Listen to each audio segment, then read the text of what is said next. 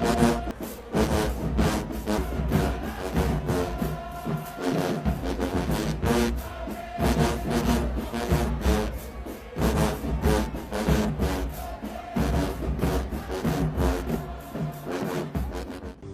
gave me my theme music.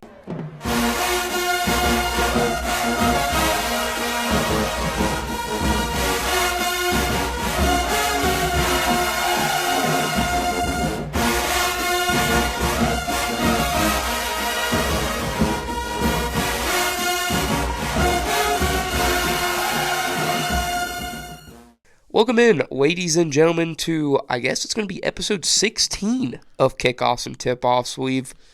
The holidays are approaching. Happy holidays, everybody out there listening. So, we've got a special one in your hands. I'm your host, Brett Berner. Joining me, my co-host, Matt Foley. And we are recording this the Friday that episode 15 is coming out on. We've decided to record this episode. It's going to be a little bit of a shorter episode just because the holidays are coming up. Finals are coming up. We don't have finals, so we are just getting out of town early. We're trying to get home for the holidays and just have a relaxing Christmas and New Year's. But, man, it's only been a day and a half since we've recorded, and, man, already a lot has happened. Like, you would have thought, like, wow, they haven't recorded in a long time, and they just have all this news to break. Nope. Been a day and a half. And if we had recorded episode 15 about an hour, maybe like 45 minutes longer, we would have broke some insane news on the air. It would have been like, we thought breaking the Jim Knowles news on the air that he was getting bought out at Penn State was just some good news to break. But I'll say it just so you don't have to. Sharon Moore has been officially fired from the University of Michigan for some reasons that are valid reasons to be fired, but we're not going to go dive deep onto too much of the reasons he did get fired because it is still very unclear to a lot of people of what actually happened and like what the repercussions for what he did, and apparently people have known about what he's done for months. The media's really like, as I told Brett, there's been more. The playoffs have gotten no attention. It's just been Notre Dame, everybody else, and Michigan now of the teams that are getting all the national media attention. But we're gonna discuss who we think Michigan should hire next because right now it does not look. We have no idea what the direction of this Sharon Moore situation is. Oh, Malcolm Simmons. Yeah, I'll say it. Like, it's just terrible. Yeah. You have a dream job, a premier job in college football, a guy who you could tell genuinely cared about the program, and you go and throw it all away for something that is so easily avoidable. It's just bad. It's bad everything. I mean, Michigan, with everything that's been going on in the past couple of years around the program, just did not need another cherry on top. And now you have the youngest team in the Big Ten, a top 10 recruiting class, and you have to get rid of your head coach in December after the coaching carousel has pretty much been filled up. Mm-hmm. So, everybody's going to gun for coaches. Everybody's going to say who they believe Michigan should go after. I'll say it, wholeheartedly agree with everyone that the favorite right now Michigan should be heavily after Kalen DeBoer, the current head coach of the Alabama Crimson Tide, who is in the first round of the college football playoffs against the Oklahoma Sooners. This game's going to have a lot of attention on it because if Boomer Sooner can maybe come out with a win, maybe it's time DeBoer takes some consideration. We know there was heavy consideration with the Penn State job earlier in the cycle. Eventually, they went with Matt Campbell, former Iowa State head coach, as their new head guy in Happy Valley. But a lot of names being thrown out for Michigan. Jesse Minter. I've seen Eli Drinkwitz. I've seen John Gruden. Just a whole mess of names. But, Matt, I mean, You've been covering it. We've heard a couple people talk about who are some of the guys that you would like to see this job, because at the end of the day, Michigan's a premier job in college football, but you've got to kind of stack it up to where it is right now in the cycle. I mean, you're just looking at this is a job that is a top 10 job in college football right now. I mean, you're looking at a school that is one of the blue bloods. You're going to be able to attract some names. I completely agree with you that I think Kalen DeBoer is the number one target for Michigan. I think especially if Oklahoma wins and Alabama just doesn't look right, I don't think it's going to be a matter of Alabama wanting to retain Kalen DeBoer anymore. I think it's just going to be like, all right, this guy obviously can't get it done, especially with the season that they had, and just they're going to see the last 6 games that they played and be like, this isn't the standard. And honestly, it's not Kalen's fault, but it's also Kalen's fault because I've been talking with my dad about this, and I've been talking with you about it. Alabama just doesn't feel like Alabama, and it's not Kalen's fault. It's just like they lost that toughness and that it feels like Georgia has what their essence was in the 2010s and stuff like that. But I completely agree. I think Kalen DeBoer is a name to watch. I really like Kenny Dillingham. We talked about a coordinator in DJ Durkin that would be a good hire for that we think he should be a head coach, but it probably wouldn't be the splash hire that Michigan is looking for. I think Brian Kelly would also be a good hire in the sense of you're getting somebody there, and it would be a good job. It would be good at keeping a lot of the recruits, especially Bryce. But yeah, I like DeBoer. Dillingham, I've always talked about. I thought he would get an SEC job. I thought he would leave Arizona State by now, but I think this job would attract him away. I mean, and then you're right. Just you got to make people say no. Like send it to Kurt, send it to Marcus. You send one to Lane. You send one to who else? Who knows? Lanning. You send one to Sark. You'd be like Sark. I don't want Sark. You're just like, all right, we'll make these people say no. The worst that happens is we just hire a high-tier coordinator at that point to where it's like you just got to make people say no for now. The worst that they could say is no. Yeah, and it's weird because it's just you've got to navigate it. We're about 48 hours into this. Sharon Moore currently set to have a court hearing today on Friday. I think it's probably about to go on. There's a couple of charges that are going to be rumored against him. We're not going to go into those. If you feel free to look it up and form your own opinions on what's happened. It's been just not, great time. Prayers for, obviously, Sharon, his family, and everything that they've now going to be going forward with. But for Michigan, I think you said it best. The splash move is what this team needs. You need that big-time hire because you're facing kind of getting left behind. You had Dan Orlowski on First Take say yesterday that Michigan's fallen behind the likes of the Indianas, the Ohio States, the Oregons. This isn't that attractive of a job. I don't believe that. Michigan is a blue blood program and can be one of the best in college football. This is the national champions from 2 years ago.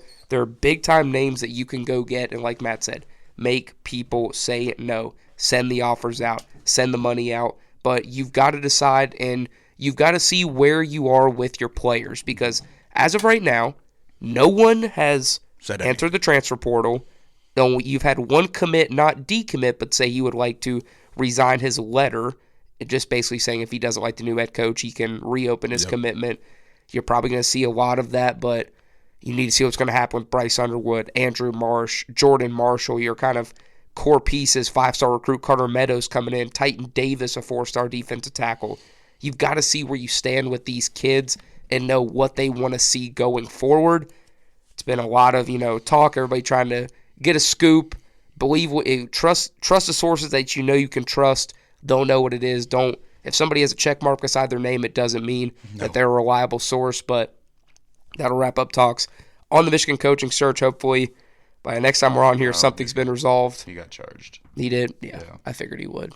Was it the 3? Felony, 3rd-degree home invasion, misdemeanor stalking and breaking and entering. Yeah, that's what Webb said like an hour ago. So, all right, let's move on. I was going to say, let's move on to the college football playoff. Yes. Me and Matt gonna go through. The one thing that feels like the only thing that should be talked about, but the one thing that hasn't been talked about. That's it. I agree with you. Nobody seems to be talking about the playoff. I feel like everybody kind of got their rubs in with who's in this field, but a lot of good teams, a lot of very interesting matchups that will be going forward. And we're going to jump right in. We're going to go in and pick these matchups going forward into the college football playoff. And the first matchup of the games happening on December 20th, 7:30 p.m., the James Madison Dukes, the 12 seeds, 12-1 Sun Belt champions, go into Autzen to take on Oregon, who's the 5 seed. The winner of this moves on to the Capital One Orange Bowl to take on Texas Tech. James Madison's going to get boat raced. There's no way else to put it. I don't believe that James Madison has even a fraction of a chance in this game.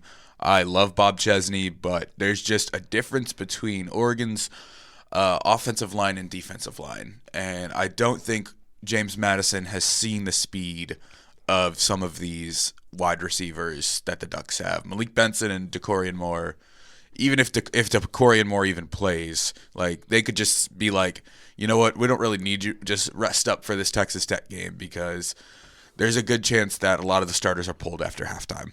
I mean, yeah, I think that this is going to be the more competitive of the two group of 5 matchups, but that they have it, whether Tulane taking on Ole Miss, but I agree. James Madison, the line is going to be the big difference. There's a huge difference in the blue chip prospects that you're going to have compared to the Sun Belt and to the Big Ten. There's just a talent discrepancy. It's been shown in past years. Oregon, I think, like you said, very handily wins this game. Yeah, it's like not even the talent on at the skill positions that is really going to decide it.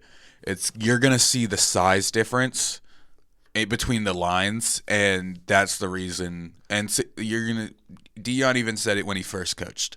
He didn't have the big guys to play against these better teams. Like James Madison doesn't have a Bear Alexander on their defensive line. They don't have a guy like Mateo DJ's brother. He's a massive. He's probably as big as some of the James Madison offensive linemen.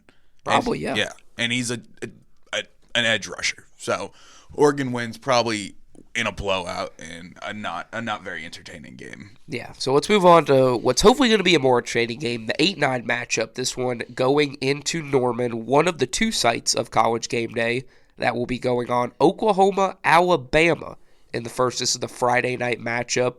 2 SECs. They've met once before. Oklahoma came out on top. Kalen DeBoer is 0-2 against Brent Venables' Sooners squad in his tenure as the Crimson Tide head coach, looking to get his first and the trilogy in the playoff. This is just a disgusting matchup of offenses. These offenses are just downright horrendous. Alabama can't find a way to run the ball. They also can't seem to throw the ball at all either. Oklahoma they're good for one explosive play a game, and that seems to do the trick for them because that defense is elite. But I just have to go with Oklahoma, the home team, and just Kalen can't get it done, and I think he's just going to be wanting out, and I think he's going to be wanting to go to Michigan. But yeah, I think Oklahoma's going to win. It's going to be like 17-9. Oh, there's the meme of the day. Yeah, it's terrible. But yeah, going on to this game now, I've got personal preference in this one. Boomer Sooner. I hope Oklahoma comes out there and performs, which I think they will. Obviously, it's hard to beat a team twice in 1 year, but this is 2 teams that, yes, both the offenses have been really struggling the last couple weeks. Alabama, though, just doesn't seem to have any explosion. At least Oklahoma has the hope of Isaiah Satania breaking off a 50-yard touchdown. I'm like, they're good for one of those a game, and that'll be enough for them. But the defense are going to be great, but both these teams are not trending necessarily in the right way. But I think Oklahoma's defense is on the up, and Alabama's just on the down. Home field advantage, I think Oklahoma will get that one. They'll move on to the Rose Bowl to take on the number 1 seed in the Indiana Hoosiers. Next matchup, Tulane, Ole Miss, in Oxford. Both these teams, obviously a lot of stories going on. Both their head coaches have already agreed to new jobs. One's coaching, one's not. So Ole Miss is going to have to block out the noise and try and do something. It's the first ever playoff team in the history of the Ole Miss Rebels football program, taking on Judd Summerall's Tulane Green Wave. Probably going to be another one that's not going to be that close. Yeah, and what's good about this matchup, we've already seen before this season. We've already seen how this game plays out, and yeah, it's going to be no different. Ole Miss by a lot. Tulane, talented G5 team, just does not stack up well against a SEC team that can both run the ball very well and pass the ball very efficiently. I think this is going to be another ugly game, and it's going to be probably going to be the least viewed game of the week. Yeah, these playoffs definitely kind of set up more in a way of maybe trying to get the best matchups later on. You had some good ones early. I obviously think Ole Miss is going to win. I think this Rebels team is very good. They might have one of the best offenses in the field. There's also going to be a team playing with something. Yeah. They have something to play for. So I told Matt, every national champion, you have to have a good team, but not only do you have to have a good team, you have to have a good story. Mm-hmm. And Ole Miss has a great story going without the head man, Lane Kiffin, moving on to LSU, leaving his playoff team to go coach a hypothetical playoff team, but we've already gotten into Wayne. We'll steer clear from that. Final matchup of the first round, probably the most intriguing matchup of the entire first group of games on the college campuses. The number 10 seed Miami goes into College Station to take on the Texas A&M Aggies, the 7 seed Mike Elko, another name that's been thrown around even though he just signed the extension. Mario Cristobal and the Canes get in over Notre Dame. This is going to be a good one. The two teams that beat Notre Dame this season. I was going to say, this is the hate watch game for me. My only comment on this game is just, I don't know who the idiots were that put this game at noon on Saturday, but, just get that game day rev. Just another reason for those morons. Just another reason for the morons who decide the college football committee to be fired. This is a very good game. Two offenses that are very, very explosive. Casey Concepcion, Malachi Tony, Marcel Reed, Carson Beck. Two QBs that have shown that they still have it or have the ability to take over a game, but also have shown the ability to throw a game away within the matter of moments. Both have turnover problems very much. Marcel Reed, 2 picks in the Texas game. Carson Beck, obviously the Louisville game where he threw 4 interceptions. This is going to be a game of who's going to win the turnover battle, and that'll be who wins the game. And I just trust A&M more to get it done, and I feel like they're a more complete team in the sense of I like their chances, their battle in the trenches. I like their offensive line and how it stacks up against Miami's defensive line. And then I just think Marcel Reed will just find a way to take over this game with his legs. Yeah, and I think that A&M is going to win this game. But if Miami wants to have a chance, yes, the offense is going to have to avoid the turnovers, but they're going to need their defense to make some big-time plays, specifically Ruben Bain Jr. I mean, this is a guy at the beginning of the year was getting an immense amount of Heisman hype in those first 4 weeks for his production on the defensive line. He's going to have to make Marcel Reed run around and contain him in the pocket. You can't let Reed beat you with his legs, but I just don't think the Canes will have enough firepower in the secondary to keep up with both Craver and Concepcion. And what is the other one's name? He's been breaking out the last couple of weeks. Bethel Roman, yeah. I think Texas A&M is just too high power, and I think it's going to set up a very good matchup in the next round. The Goodyear Cotton Bowl, A&M now moves on to take on Miami. They take on the Ohio State Buckeyes in the Goodyear Cotton Bowl. 7 versus 2. We're on to the quarterfinals of the bracket. A&M, Ohio State. Great offense, great defense. This is a tough one because it obviously favors A&M being in Jerry World at the Cotton Bowl. Ohio State is coming off the loss, and we saw what happened when they lost late in the season last year. They found a way to have a chip on their shoulder. This is played on New Year's Eve. My gut, just watching the Indiana game just makes me like, do I trust this team, especially after the offensive showing when they went up against a real defense? Because that was the first real defense that they had really seen all year besides the Texas game week 1. We saw what happened when Sayin was pressured a lot.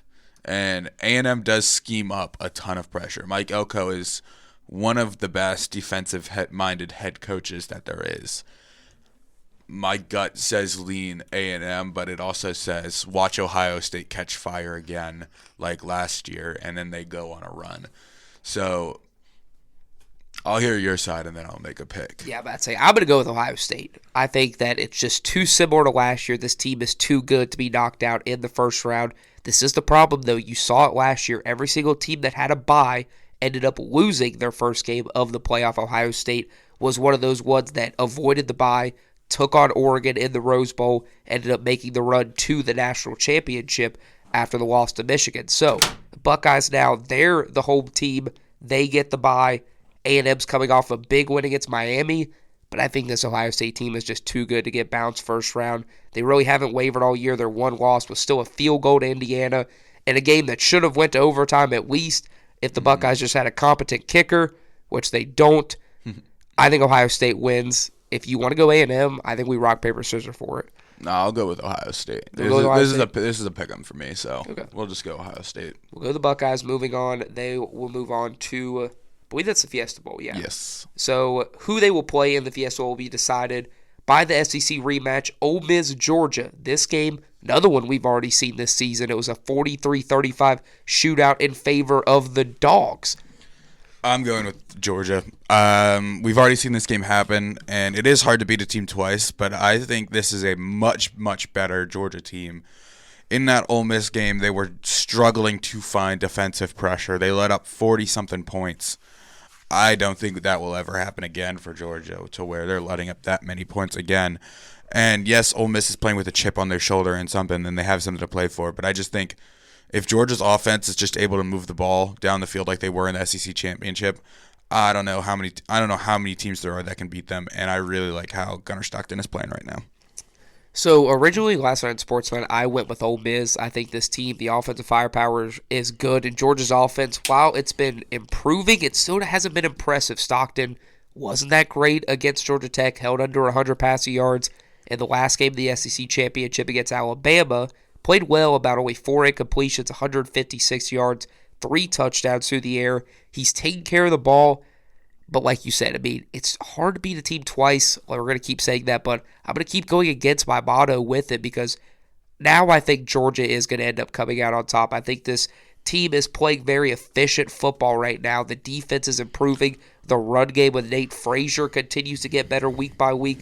They're finding ways to get Zachariah Branch more involved and get the ball in his hands. Their special teams is also playing great right now. Yeah. They had special teams touchdowns, I think, in a few of their last games because they had a black punt in the SEC championship. But special teams is what helped Notre Dame last year, and if Georgia's gonna play it how they've been playing, I think they have a great shot to win it all. Yeah, so I'll go with Georgia in this one, ending Ole Miss Cinderella run. They did good. Starting the Pete Golden era, yeah, truly in Oxford. Maybe the Pete Golden era. Next matchup, the Rose Bowl, the best game of them all. 4:00 on January 1st. You know where it's going to be. You know what time it's going to be. Indiana, Oklahoma. The Sooners, the last time they played in the Rose Bowl, heartbreaking loss. Now they take on Kirk Cignetti, the number 1 overall seed, the undefeated Hoosiers, probably led by the Heisman Fernando Mendoza. This is going to be another defensive battle. I mean, it's going to be a good game, but I think Indiana's offense is just too much right now. I think it'll be another low-scoring game, and there's not much explanation to going in why I think Oklahoma's going to lose, other than I just don't think their offense is going to be able to score enough points to keep up. Okay, I'm going to go with Indiana too. I think that this team, again, me and Matt will both put the hand up. We've talked about it this year. We didn't know if this Indiana team was legit. They went at Autzen, convincing win against the Ducks, and then they really put on a similar performance against Ohio State in the Big Ten Championships. There is the 2 marquee wins that have been missing from Cignetti's, overall tenure as the head man, really at any job he's been at. He's got the pedigree right now. He's one of the top coaches in the game, especially in this field. I really like what they've done, this Indiana team. Not doing it with the most 5 stars, or just doing it with a very well-complete team. So I think Indiana will win, setting up the final matchup in the playoff semifinal, the Chick-fil-A Peach Bowl. Indiana will take on the winner of the Orange Bowl between Oregon and Texas Tech. This is probably the most interesting matchup to pick of the 4. You have Texas Tech, who won the Big 12. Their defense has looked like one of the best in the country.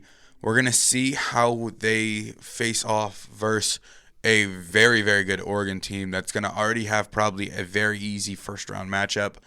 This is one that I think could be the one lone blowout of the second round. I truly believe that Texas Tech just doesn't stack up with Oregon, especially on the offensive side. I think Oregon's just going to be able to run the ball and just grind the game out.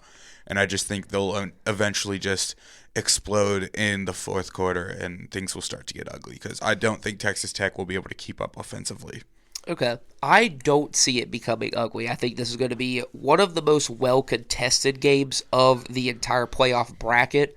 But I do agree with you. I think Oregon is going to come out on top. Texas Tech has one of the best defenses in the field, but Oregon, you've got to think, is going to continue to get healthier week by week in this playoff if everything goes to plan. Obviously, that game against James Madison could do a lot for the players' health. Texas Tech going a long time without playing football. Didn't really have to do much against BYU in the Big 12 championship. Their defense dominated. This defense led by Jacob Rodriguez, David Bailey, has been excellent all year, but I think the Ducks are just too much. Like you said, I don't think Ben Morton's offense can keep up enough, so I'll go Oregon. And our only upset of the semifinals, or the quarterfinals. I mean, I think the other ones are just like, you could make a case for the other team, but it just sort of feels chalky. Yeah. So I think, my personal opinion, I think this is arguably the 4 best teams in. Yeah. You have the 1, the 2, the 3, and then the 5. I think it's the 4 best teams in the bracket. Yeah. The first matchup, the playoff semifinal at the Chick-fil-A Peach Bowl, Oregon, Indiana, on yet another rematch. And this is one that could be very, very interesting in the fact that Dan Lanning could come into this game really, really, really looking for revenge. And looking to do something his way, try to play Indiana's game, and it could get away from him. But I think he's going to come in, and he's going to just coach this game better. I don't think he was taking Cignetti as seriously that first game, especially with it being in Autzen. He was thinking, oh, this is the same Indiana that laid down in the Ohio State game and laid down in the Notre Dame game when they faced adversity and when they went against the real big guys in the trenches and these real teams. I think this is going to be an Oregon win. I think they're going to win on a walk-off field goal. I just don't know much. I just don't really have like an answer to why I think Oregon's going to win, other than I just think it's hard to beat a team twice. And I'm going to go back to that, even though I said for Georgia it's hard to beat a team twice. But I just think Oregon's going to be able to get it done. I think Oregon's going to come in to this game looking for revenge, and I think they're going to punch their ticket to the national championship. This is where we disagree for the first time. I think Indiana, this is the season. They're going to make it to the big game. Everything is aligning, and I think you made a great point. You don't really know why Oregon's going to win, because that's exactly how I feel about Indiana. No reason. I don't understand how this team continues to win, because you've got a guy in Fernando Mendoza who was like a 2-star coming out, went to Cal, now in Indiana. Elijah Surratt, no D1 offers. Charlie Becker. These guys just somehow make the big plays when it counts the most. If it's not the most pretty football you've ever seen, this defense has been great all year. They really stressed Dante Moore in that first matchup in Autzen, took the crowd completely out of it. Now you get them on a neutral site. I think Indiana's going to win. I don't know how we're rock, paper, scissors. I was going to say we could do that. We could flip a coin. We could I'll just flip a coin. Yeah. Flip a coin. You want to pull it up on there, or you want me to pull it up on my phone? Just ask Siri to flip a coin. All right. Well, do you want, heads or tails? It's up to you. Go. I'll take heads for Indiana. Right. Siri, flip a coin. Let's go, Siri. It's tails. It's tails. Okay, so Oregon wins. Oregon moves on. Oregon books their ticket to the national championship. Their ticket to Miami again. They'll play in Miami. All of those jerseys never wants a national championship. Yep. In our bracket, the first time they're going to get to play. Who will they play will be determined by the Verbo Fiesta Bowl, Georgia and Ohio State. This is going to be a great game. The SEC champ versus the Big Ten runner-up. We thought we could get this game last year with Georgia and Ohio State in the national championship. Did not end up happening, but I just think Georgia's going to be too much. I think they're also going to be more rested in this game.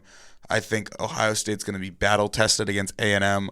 I think Georgia will have a little bit of an easier time with Ole Miss, and I just think Georgia matches up very well with how their secondary is coming along, and I just think they're going to be able to neutralize Jeremiah Smith and Carnell Tate and really force Ohio State into a corner.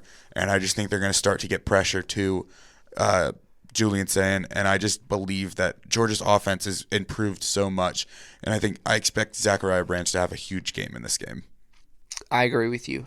I remember the last time these two teams played with a chance to go to the national championship. And what do you know? Fielding missed a kick. Another kick. Right as the clock struck midnight, that ball went wide left. It wasn't even wide left. It just went left. There was no shot at that thing even. There was no wide. It was just completely left. It was great. It was a good moment. Georgia, though, is, again, Matt, you've got me on the trade for this Dogs team. I'm buying in on their defense. I'm choosing to believe what I've seen to end the year. It wasn't as impressive at the beginning. They're starting to play as a team. This offense, while it might not be the most explosive offense in the field, they just get the job done. They grind you down, wear you down. This is another one. I think both of these teams can Gunnar Stockton break through the Buckeyes defense if he can. I think it's going to be targeting Noah Igbenogson on the outside, getting Branch on him, getting mismatches, getting away from those star corners, getting away from Arvell Reese in that star-studded front for Ohio State. I think, though, Georgia's going to have enough to get it done. I think the Buckeyes fall just short of trying to go back-to-back to set up the national championship. The Oregon Ducks and the Georgia Bulldogs. Georgia. This is my pick to win it all. Been my pick since the bracket came out. I think they have the easiest path out of everyone, and I just love how they match up versus Oregon. I think they're the more talented team. I think the additions that they made in the transfer portal and in recruiting and just how they've evolved over the season, I just think this is a matchup nightmare for Oregon, and the infinite jersey combinations and 0 championships will stay true. Reign supreme. Yep. I'll agree with you. I'll let you have this one. I'll take Georgia to end up winning the national championship. I think this Dogs team is very good. I think that, like you said, the path is there. You get Tulane, you get Ole Miss without Kiffin. Ohio State will definitely be the hardest challenge. I think, though, if you get past the Buckeyes, Georgia's going to have all the confidence in the world against Oregon. This team is very good. We have the Dogs winning the national championship. What's going to be, the combined amount of points? How many points will we score in the 2025 college football Basically, playoff? what's the score going to be? And Wait, then, 11 games? All 11 games? Oh, no, I don't care. My goodness. Well, who would have been your national champ? My national champ? Yeah. I'm taking Indiana. You're taking Indiana? I think this is the year. There's a story behind it. Feels right. It feels right. But honestly, I don't know. There's a whole lot of ways. I mean, it's hard for me to pick against Ohio State. It feels like I have a case for only a few teams to win the national championship, but I have a case for those teams as well to get knocked out early. Agree. I think teams like Texas A&M have a very real shot of Ole making Miss. it all the way. Ole Miss with that offense. But I think Indiana and Ohio State, I think those are the two probably best teams in the field. Yeah, but I could just also see Indiana laying an egg, especially if Oklahoma's defense is just too much, or Alabama somehow moves on and they just catch fire and they're just able to get that offense back in check. But I don't know. I just, for some reason, think Georgia's going to do it. I just don't know. I just think Kirby Smart's coaching this season a little bit differently than he has in the past. I think he sees that the SEC is wide open. Maybe everybody's talking about Kiffin LSU, thinking there's going to be the new top dog. Kirby is the top dog in the SEC, and his Dogs will get it done, winning the 2025-2026 version of the CFP National Championship. The final score is a very defensive-oriented field. I feel like I'm going to go total points for the entire playoff, 238. Why not? Why not? I like that number. A lot of games. Sort of just a shot in the dark. Defensive-oriented. If we win, we're going to Vegas. We're going to Vegas. You heard it here first. Kickoffs and Tipoffs, we'll be going to Vegas. We'll submit the bracket.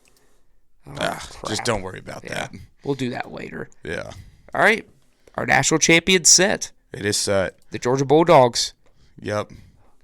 But yeah, it's been fun. It's been fun. We got a quick episode for this one. Just have a Merry Christmas and a Happy Holidays, and we'll see ya in the new year. See you in the new year. Might hear from us a little bit over break. We'll see if we can. We'll try to post some stuff. Figure something out.